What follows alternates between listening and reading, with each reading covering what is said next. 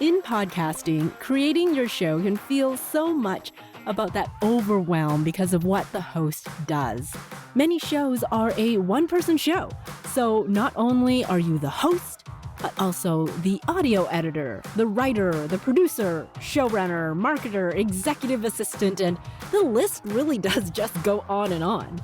But remember, your podcast is actually about your listener, not you. Without your listeners, your podcast is basically a fancy place to leave yourself some voice notes. If that's what you're looking for, great.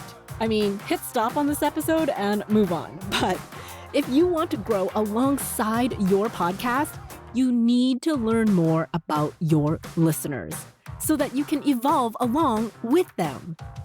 So today, we're getting into auditing your own podcast so that you can grow and learn from it. This is episode 82 of the Podcaster's Guide to a Visible Voice. So let's go! Thanks for joining me today on this episode. And yeah, it's about auditing your podcast. And part of that process is learning about your listeners. So before we get started into the meat of the episode, I want to learn from you. I'd love to hear what your feedback is. And really, that is the main theme of the episode. So knowing your show and auditing your podcast comes down to knowing your listeners. I'm doing a listener survey to learn more about you. This way, I can create more episodes with you in mind. What do you want to hear more of? What can I improve on? What do you actually not like to hear? You know, all the good stuff, all the feedback. And as a thank you for taking your time to share your thoughts, the survey is anonymous, but if you provide me your contact information, you'll be submitted to one entry to win a deck of my voice connection cards. It'll give you a boost of compassion before you hit that record button. It's kind of like a little affirmation card deck for you. Plus, I'll also throw in a 30-minute strategy session to talk to me about voice or podcasting and everything in between. So that's for you to choose. It's kind of like a choose your own adventure session. You bring your questions and fire them at me, and I'll help support you on your voice and podcasting journey. So head on over to visiblevoicepodcast.com/offers, and on that page will be a link to the survey. So like I said, as part of the theme of this episode, you can also go through my listener survey and use it for yourself too. Why not? Go through the survey, fill it all out, but then you can use those questions as a template for your own listener survey if you want. It's okay. You can steal my ideas. Because point number one here, this whole episode is to know your audience, your ideal listener. So let's get into that. Your ideal listener can change over time as your podcast evolves. I have a client who does a yearly survey, and I was like, that is amazing. Go you. Of course, she's got a team behind her too, so she has that support. So for myself, as essentially a one-person show creating my podcast, I thought to put one out for years. And so I finally made the time to do that. And I truly believe it will help you understand your listeners and to help you grow your show. Because I may have an idea of who my ideal listener is, that's a foundation that I take all of my clients on, is to create that ideal listener avatar, essentially. But it doesn't exactly mean that is who my current listener is. It's always good to check in and see how your listeners are evolving along with your show. You know, do you want to grow alongside them? Or are you sticking with your ideal listener and gaining new listeners all the time to align with that creation? At some point, it'll be good for you to gather listener insights so that you can A, validate what you're doing and, giving yourself a good pat on the back, and B, know what you can tweak so that you can serve those listeners and not abandon them. Through a survey, you can also generate ideas for episodes because it's what they want. It's the challenges that they're working through. So how can you create an episode that is for your current listener in mind? Because remember, your show is not about you. It is about your listeners. What do they want, and how do you want them to feel? So point 2 here is knowing your goal and what success looks like to you as well. There is one question I ask everyone, whether I work with them as a client or they are a guest on my show. So if you've been listening to my show for a while and you've been following along, this is a question that comes up quite a bit. What does success look like to you? Because knowing what you want out of your podcast will drive what you do with your podcast. Is your goal just to have a hobby, passion-based project podcast? Or is it used as a platform for creating a marketing space for your business or having listeners be aware of your brand? A podcast is a great way to do that. It's an extension of who you are and your brand. Knowing these things will drive your show. It's part of that foundational work. You'll know exactly what little tweaks you want to make to be one step closer to that success that you're hoping for. Now, success can also evolve over time. We are human, so we grow, and so will your podcast. What success looks like for you today may not be what you started out with, or what will be success for you in the future. And yeah, we can't predict the future, but we can make a plan for it. So let's do that. Some powerful questions that I posed for one of my clients recently was around her solo episodes. Now, not just for this client, but a few of my clients actually say solos are really a big, heavy lift for a weekly show. Or you know what? Even a bi-weekly show, myself included sometimes. It seems easier to come up with the guests, make the invite, then ask those questions, than to come up with the content yourself, organize your thoughts and ideas, create your episode, record the whole thing, right? Like there's so much more going on to create that solo episode. And sometimes, because of that heavy lift, one would then lead to think, let's not do these anymore and create more flow in the recording and publishing process. We can get more out if I don't have the stumbling block of my solo episodes. But my question is, what if you can create flow with your solos so that they are working for you and not against you? Because sometimes week after week of recording and publishing can get you out of the mindset of your podcast. And again, back to that, what does that success look like for you? Think about, why did you start the podcast in the beginning? What were some of those fundamental things that drew you to wanting to create solo episodes?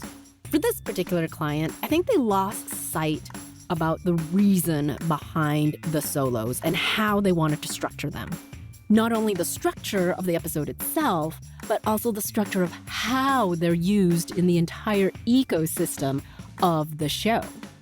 She really wants to be a thought leader in her space, so you can't be a thought leader without imparting your opinion.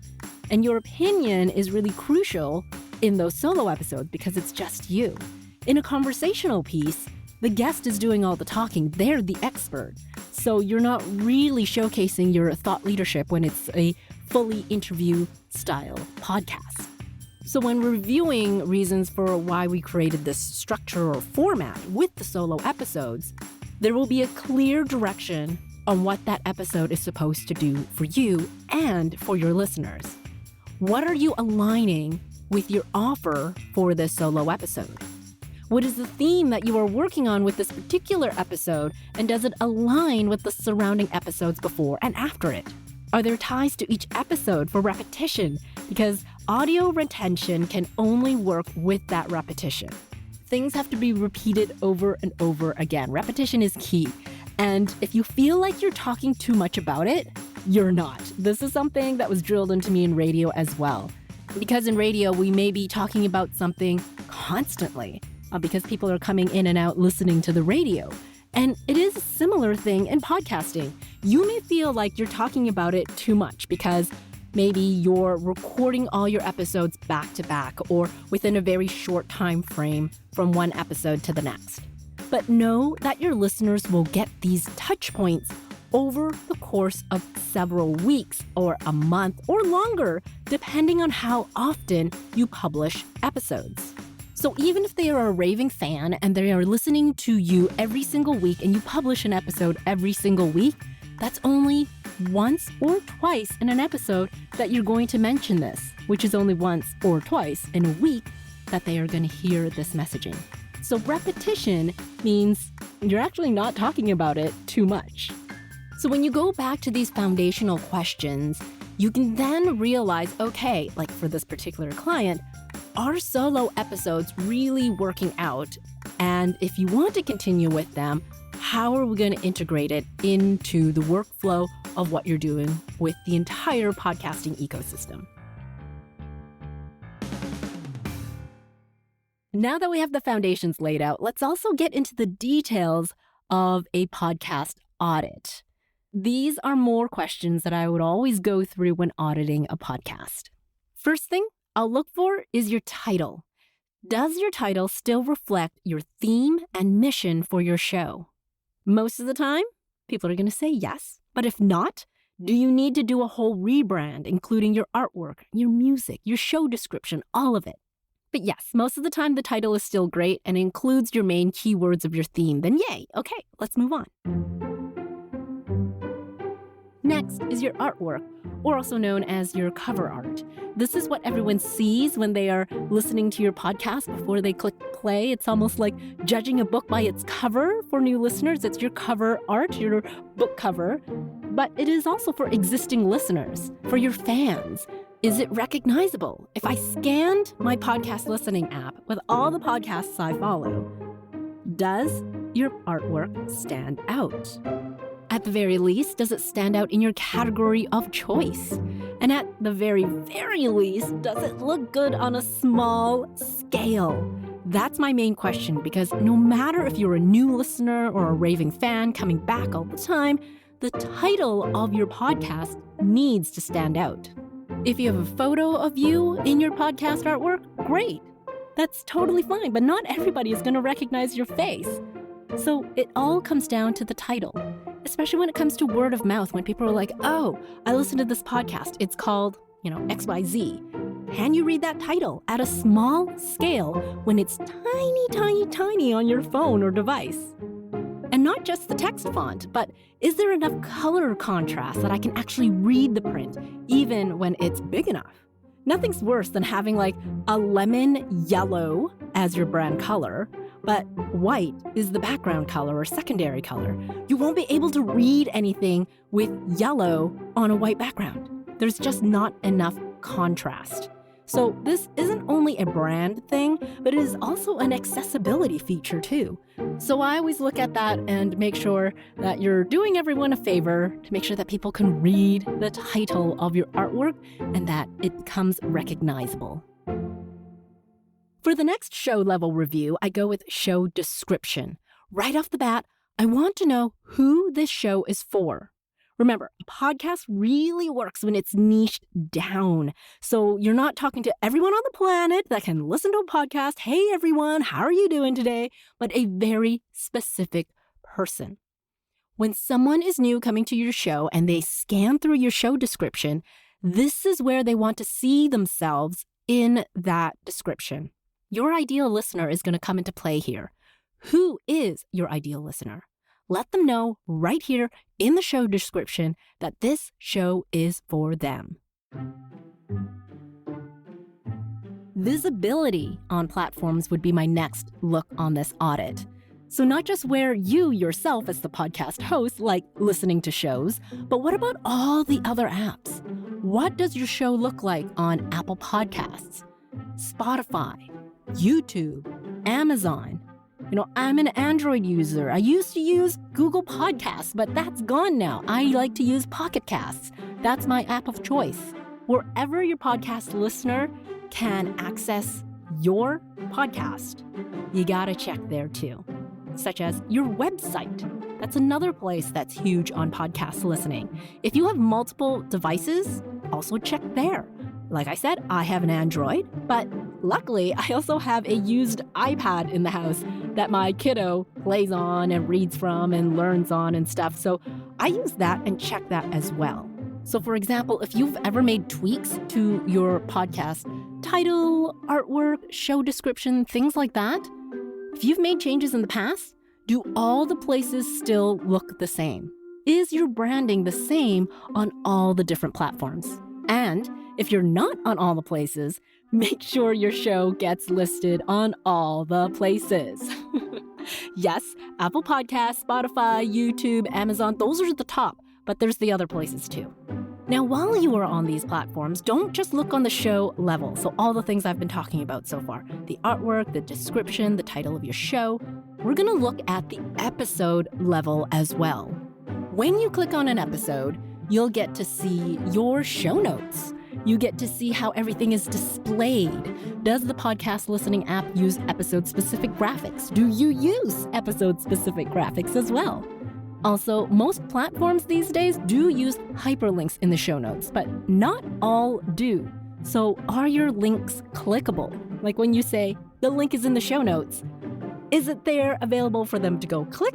Or is there another layer of friction for them to get to that episode link? Also, does the platform have truncated text? So this means that they will only show a certain amount of letters or characters in the show notes or episode description. Sometimes, some apps will actually truncate based on where you've put in a paragraph. So if you have one line on its own as a paragraph, but they give you a lot more text to show, you're missing out on that little bit of real estate. So don't use just one line as a paragraph on its own, but give it a good chunk of text so it doesn't get truncated just on that one line. And still on the show level now, you're going to look at the overall titles of each episode. Is there consistency on how you're naming them? Meaning, are you including or not including episode numbers? Do guest names come at the beginning or the end of titles? Are you even including guest names? Do your titles even have a good description of what your potential listener will be hearing? Episode titles are great for SEO points. This is a field where search engine optimization is crucial. So this is another piece where more listeners will judge a book by its cover, meaning they will judge the episode based on the title. If I'm looking at a new show, I may listen to the latest episode, sure, but I will also scroll the episodes and see if any other titles jump out at me in terms of interest and then wanting to hit play on that one. So far, we've covered a lot. That's a big list, and I haven't even gotten to any of the actual listening parts of the podcast audit. So when you're finally listening to review your show, what is that experience like? Is the episode intro too long? If you listen to episodes back to back to back to back, what's annoying to you that stands out? Or if you're listening while multitasking, do you have to turn up the volume to max on your device so you can hear your own voice? Is your voice rich and clear and full-bodied? And I'm not talking about like understanding what you're saying in terms of accents or the way you're speaking, but the actual sound quality of it all. Do I have to strain to hear the sound of your voice? Is there too much background noise? It's the same with the guest, so it's not just your voice, but any of the voices that come through. How is that audio quality? Does it just sound like another Zoom call? Do they drop in and out, and so it's just really hard and fatiguing to listen to the conversation? These are all questions I would ask for the sound quality of the show. But at the same time, you can also listen for format. Meaning, do you like how the intro works? Would you rather not have a show-level intro and just have an episode-specific intro? Do you want to have shorter episode-specific intros? Or maybe you want it longer? Or do you even have an outro? How do you end your show? Do you want one of those things? What about ads and sponsors? If you do have those, where do they come in? Do they have a nice transition where they're placed to show that there is a break in the show? Is this seamless sounding, or would you prefer it to be more seamless? These are all questions that I have roaming in my head constantly when I am doing an audit. But depending on what your goals for your podcast is, the listening part of the audit will be different. And I can totally get more nuanced than this. But if you're at this point of the episode where you're thinking, whoa, that is a lot of questions that you're asking right now. I'm firing them off. And you're thinking, I don't know, you tell me. Yes, I would love to tell you, actually. Or at least make a few suggestions and audit your show for you. This is also such a great time of year to audit podcasts because we are halfway through the year. As I'm recording this, it's early July, so how does your podcast align with your idea of what success looks like? This is the time of year to make those reviews and then implement them so that you can end the year strong. Or, depending on your capacity, start the next year strong with that renewed plan for your show. And I know capacity always plays a big part in planning for your podcast. So I'm here with you to take a look at your podcast with a very discerning eye, meaning I'm from an outside perspective, listening to your show or looking at it from a listener's perspective. Sometimes podcasters are in what I like to call like a fishbowl. They're swimming and swimming around in circles, publishing episode after episode. But is this the best or even simplest way to go about achieving success for your show? Do you maybe want to swim slower or swim faster or swim in a totally different direction? Or you know what? Better yet, get a bigger aquarium for more fish. I can go on and on with this analogy, but yes, let's take a look at your podcast together. We can review what success looks like to you with a complimentary strategy session. Here, we'll talk through what's important to you, what your goals are for this audit, and of course, the success part, right? I've been talking about that this whole episode. I'll do a quick mini overview in 5 minutes or less of what I see on your podcast. Basically, a lot of these questions that I posed during this episode, I'll do in the complimentary strategy session. And then if after that, you feel like you need more, we can schedule a full audit for your podcast. So the complimentary strategy session, the link will be in the show notes, and we can plan for your success of your podcast. But before I let you go, just a reminder to check the show notes, not only for that link for the complimentary strategy session for your podcast audit, but also the link for the listener survey. So not only can I improve my show with your feedback, but that means you'll improve yours as well from listening to my podcast. It's a whole ripple effect. So as a thank you for taking your time to share your thoughts, if you enter your details, again, the survey is anonymous, but if you enter your contact details as an option, this will provide one entry to win a deck of my voice connection cards to give you a boost of compassion before you hit that record button to record your show. Plus, I'll include a complimentary 30-minute strategy session anyway, and we can talk voice, podcasting, all the good stuff you need to grow your show. Again, the listener survey link is in the show notes, or you can go to visiblevoicepodcast.com/offers, and the survey link will be there for you as well. So have a lovely July and August. That's a summer break for me. You do my yearly summer hiatus of the podcast. Or if you're on the other side of the world, listening from the other side from where I live, have a very cozy winter. This will be the last episode until I'm back in September. In the meantime, don't forget, fill in the survey, or I'm always around over email if you have any burning questions that you need answered over this time. visiblevoicepodcast@gmail.com is where you can reach me. Thank you so much for listening to the Podcaster's Guide to a Visible Voice. If you enjoyed this episode, I'd love it if you'd share it with a podcasting friend. And to reveal more voicing and podcasting tips, click on over to visiblevoicepodcast.com. Until next time. Let's go!